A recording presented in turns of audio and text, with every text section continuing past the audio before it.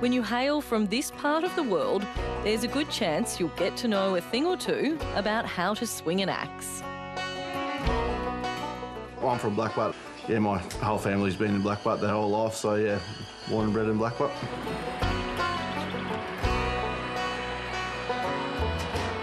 The small town is in Queensland, in the South Burnett region, about 150 kilometres northwest of Brisbane. At the last official count, Blackbutt was home to less than 800 people. It's the birthplace of one of Australia's most successful tennis players. These days, it's better known for producing avocados. And of course, timber. The town's name comes from the hardwood tree native to this part of southeast Queensland. And everywhere you look, there's evidence of the industry this area is built around. Blackbutt's a timber town. It's the Blackbutt timber towners. So back in the day, if you weren't in the timber industry or the forestry, you were working in the sawmill. So yeah, pretty much everything around here is built on the timber industry. In a town that revolves around timber, the Argent family is right at home. Mitch Argent is up there with the best of the best when it comes to wood chopping. His younger brother Jack gives it a good crack as well. The boys have been splitting blocks since before they could walk. Well, they both were out with wooden axes hacking into things when they were still in nappies. Yeah, and then they got a little steel axe and everything got chopped then. Both men are quite literally a chip off the old block. Dad was chopping there when we were born and that, we just kept chopping. So, yeah, 27 years? Pete Argent was just a teenager when he went to work in the bush. It was at the start of his career as a timber contractor that he had his first taste of wood chopping as a sport. It just part and parcel with the timber industry, you know, and I worked with a few old fellas that used to wood chop. They run the local show down here, the wood chop competition, and I got involved with that, yeah, over 40 years ago now. Neither of Pete's boys can remember a time before wood chopping. And for both Mitch and Jack, those early days were all about being with their dad. He taught me and Jack, so yeah, we've been chopping forever really. So yeah, we were lucky enough to sort of be natural and have an axe from day one really. Pete built a special training area at home for the boys to practice. Between them, they've logged many, many hours fine-tuning their techniques.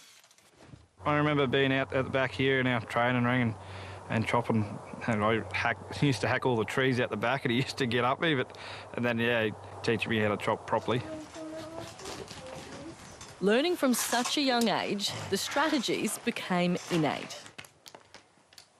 I normally have a pattern or a plan of how many hits I'm going to put in the log, or definitely how many hits I'm going to put in the front, and then when I turn to the back I can adjust and adapt. That's what normally runs through my head, yeah, and making sure I hit me lines and hit the same place, yeah. More recently, Anne Patterson has joined the Argent fold. Although not a timber towner to the core like Mitch and Jack, it's fair to say she fits in just fine. I'm from the South Island of New Zealand, a little town called Ahara. I moved to Australia nearly 9 years ago. We met actually at a wood shop. I needed a sawing partner for the Jack and Jill sawing, and Mitch's dad was pretty quick to pair us up together. While Mitch and Anne compete together from time to time, Mitch and Jack prefer to go head-to-head. With 4 years between them, the brothers enjoy a healthy rivalry. We love chopping against each other, and I beat him most of the time. But I do like to see Jack go well. You know, I think he'd be the first to say that I help him out a lot. He every time he needs an axe, he comes to see me. So he doesn't have too many axes of his own, but he's got plenty of good ones of mine.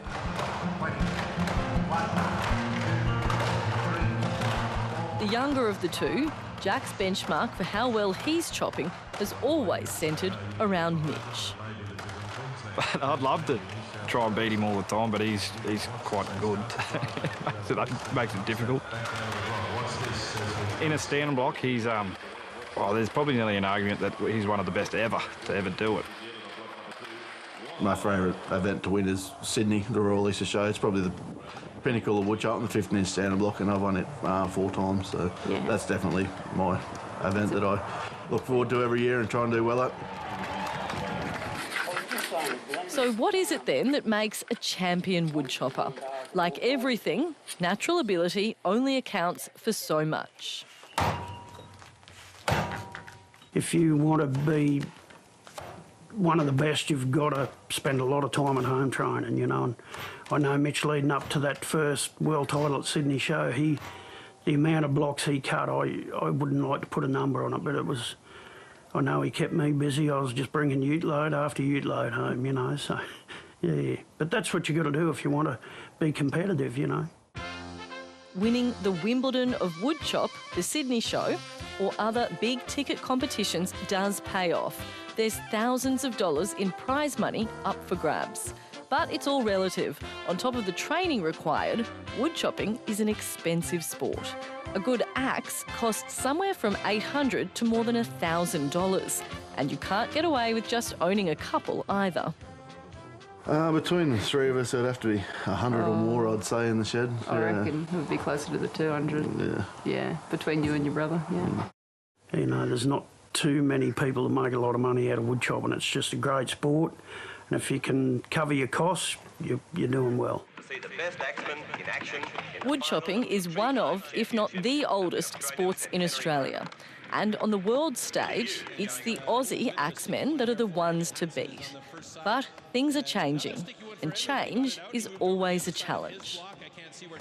Traditionally, through the years, the Australians have become the axemen they have become because of the type of wood that we've cut. Eucalypt wood is the ultimate wood chopping wood, and traditionally Australia's had plenty of it, and now we've got none. There's a number of reasons behind the shrinking supply of hardwood. The aftermath of devastating bushfires in New South Wales in 2019 and 2020 is still being felt far and wide. On top of that, changes in legislation in Victoria and Western Australia to end native logging have also put immense pressure on the timber industry. Victoria last year had 75 wood chopping shows cancelled as a result of no availability of wood. Western Australia had quite a few cancellations because of the lack of wood. So out of necessity, this year at the Royal Queensland Show, instead of chopping hardwood, the axemen and women competed using hoop pine. All 3,300 logs were sourced from HQ plantations in Blackbutt. The partnership, a first for the Ekka, but for some local shows, it's been around for some time. They've been chopping the Australian Araucaria now for 20 years, and it's been a sustainable resource for them. And I think places like the exhibition, wood chops and major regional shows now are realising this is a sustainable product they can for years to come.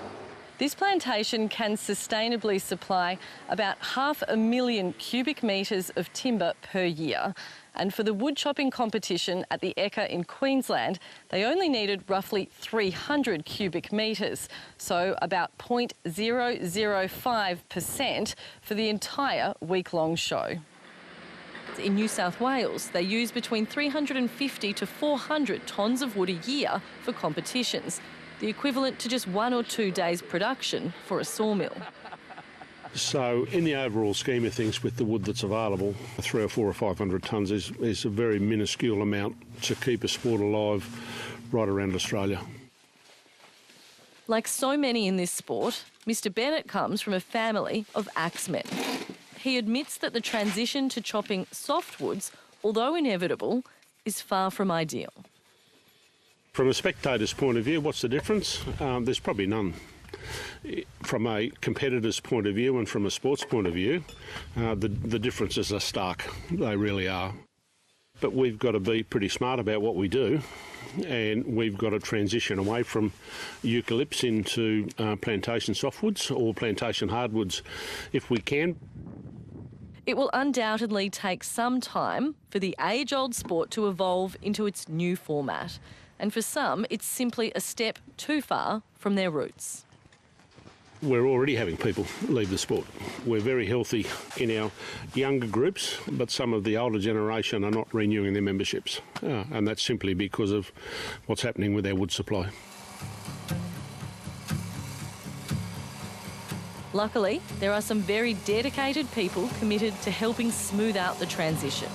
In Blackbutt, Pete Argent has been leading the charge, spreading the word about the different equipment required to chop different wood. If you used a pine axe and a hardwood block, you'd break it in the first few hits because it's so much finer. We actually started just doing a few axes and taking them to shows and loaning them to people and just saying this is what you need, you know, and trying to convince people that it's a good thing to cut, you know. Some may question why work so hard to change the minds of people that don't want to change. For the Argents, it's simple. It's a great sport to be involved in because young Hunter is Jack's son and he's 5-year-old, and he had his first open chop at the Brisbane show this year, and then you're competing with fellas that are 80-year-old. It's a big range of ages and it's a great mob of people to be involved with, yeah. And though it may be steeped in tradition, it's certainly no stranger to evolution.